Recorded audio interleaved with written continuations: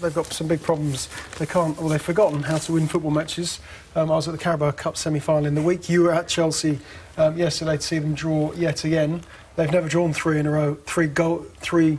There's never been 3-0-0 draws in Chelsea's history. They've got them now, an unwanted record. What's going wrong, Dom? Well, we probably need a bit of context first. I mean, they are unbeaten in 10 matches. They've lost 1 out of 18. Journalist in context. one defeat in 18 matches. OK. They're in full competition still. They've got a Barcelona in the Champions League, semi-finals of the Carabao Cup, still in the FA Cup, still very well placed in terms of top 4 qualification. But you're right, there's something not right there. And their performance yesterday was arguably the worst of the Antonio Conte era, really. I mean, it was so lethargic.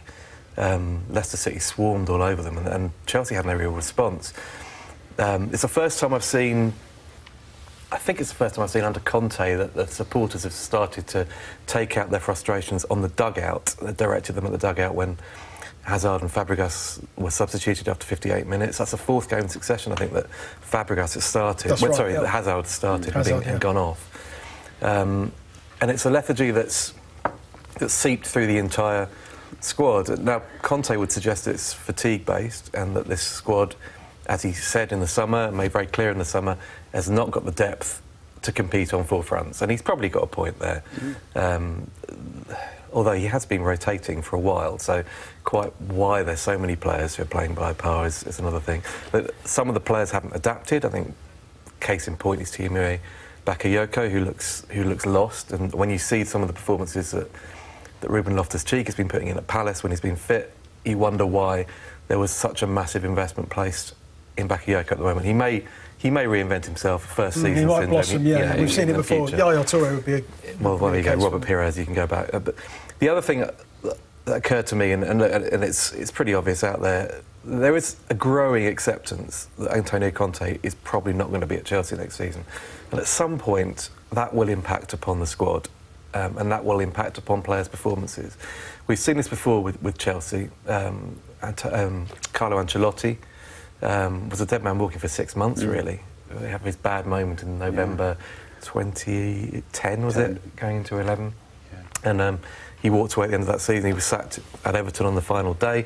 And I just wonder whether some of the whisperings coming out of Italy now, and the Mail report, Matt Barlow in the Mail this week, he expressly put it out there that he expects to leave. I think people in Italy are now expecting Conte to depart in the summer, and I think that will have an effect over the second half of Chelsea's season. Even if you say, you know, he's still in 4 competitions. Yeah, I suppose. So OK, forget the league. Let's be realistic. League Cup, possibility. FA Cup, who knows? Champions League, chance. Let's say he wins the Champions League. Does he still go? Well, I think the damage has been done. Penks went at Bayern Munich. I think he goes. I think it had its roots in the summer. The very fact that he didn't sign a contract extension and just signed improved terms on the original deal sums it up. He'll be going into the last year of his contract. Chelsea inevitably, with that alone, they would be looking at replacements just to get some kind of long-term progression in. And I just think that politically there is been damage inflicted there in the relationship between hierarchy and Conte, and I'm not sure that's ever really been, for all the public utterances to the contrary, I think it's never properly healed, and it's still an issue, and it will continue to be an issue. And now you're getting people close to Conte from Italy suggesting that he will walk. You know, he may say that Chelsea have to sack him. Of course they'll have to sack him because they want his payoff for the final year of his contract.